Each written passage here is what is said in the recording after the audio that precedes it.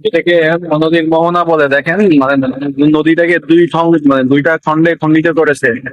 উপর থেকে মনে হয় যে একটা বড় তিমি মাছ আছে, এরকম মনে হয়। এই দ্বীপটা ছোট্ট একটা দ্বীপ, শীতলক্ষা নদী। শীতলক্ষা নদীর মধ্যে এই দ্বীপটা। এখানে আশেপাশের লোকজন এখানে চাষাবাদ করে। ইভেন এখানে গবাদি পশু মানে গরু, আপনার প্রচুর পরিমাণে গরু আছে এই দ্বীপের ভিতরে। এরা গ্রামের মানুষজন নদী পার হয়ে এখানে দিয়ে যায়, এখানে ঘাস টাস খায়, আবার বিকেল বেলা নিয়ে যায়। তো সামনে আমরা দেখতে পাচ্ছি লাল লাল যেন কি এখানে এগুলো রাখছে, সম্ভবত এটা নদী উন্নয়ন কর্পোরেশনের থেকে কিছু একটা করা হয়েছে, সম্ভবত বাঁধ হাবিজাবি, অথবা হতে পারে বালি উত্তোলনের যে কাজ, পানি উত্তোলনের যে পাইপ গুলা, সেই পাইপ গুলোকে ভাসমান রাখার জন্য এই টিপ গুলা ব্যবহার করা হয়েছে। এরকমটা আগে কখনো আমরা দেখি নাই, এই প্রথম দেখলাম, ফার্স্ট টাইম দেখলাম। হ্যাঁ দেখেন, এই লোহার বড় বড় পাইপ যেটাতে পানি পাস করা হয়, সেই বালিটাকে ভাসায় রাখার জন্য এখানে প্লাস্টিক দেওয়া হয়েছে। ওই যে দেখেন, বলতে না বলতে কিন্তু একটা গরু আমরা দেখতে পেয়েছি। ওই গেল এই, এইরকম অসংখ্য মানে গবাদি পশু আছে এটার ভিতরে। আর স্থানীয় লোকেরা এখানে দিয়ে যায়। আর নদীর পাড়ের যেহেতু জায়গা, চর যেহেতু, আসলে এই চর নিয়ে অনেক কিছুই হয় দখল করার জন্য।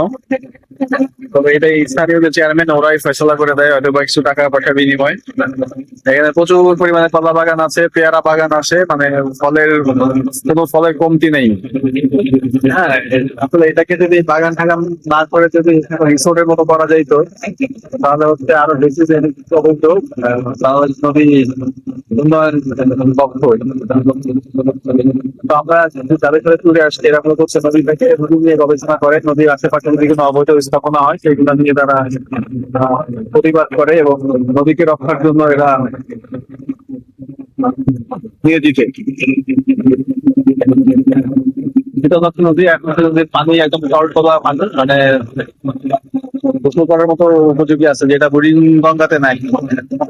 আসলে প্রত্যেকটা নদী নদী যখন ছিল, মানে একটা হচ্ছে কি বলে এটাকে, এটা হচ্ছে ইটের ভাটা, যেটা পরিবেশ বান্ধব না, এটা ক্ষতি। ওখানে ইটের ভাটা নদীর পাশ দিয়ে সরাই তুলতে হবে। নদীর পাশ দিয়ে ভালো করলে খেয়াল করে দেখা যায় যে কলা বাগান আর কলা বাগান। এখানে এখানে একজন দিয়ে নদীর পাশ দিয়ে ছবি তুলতেছে।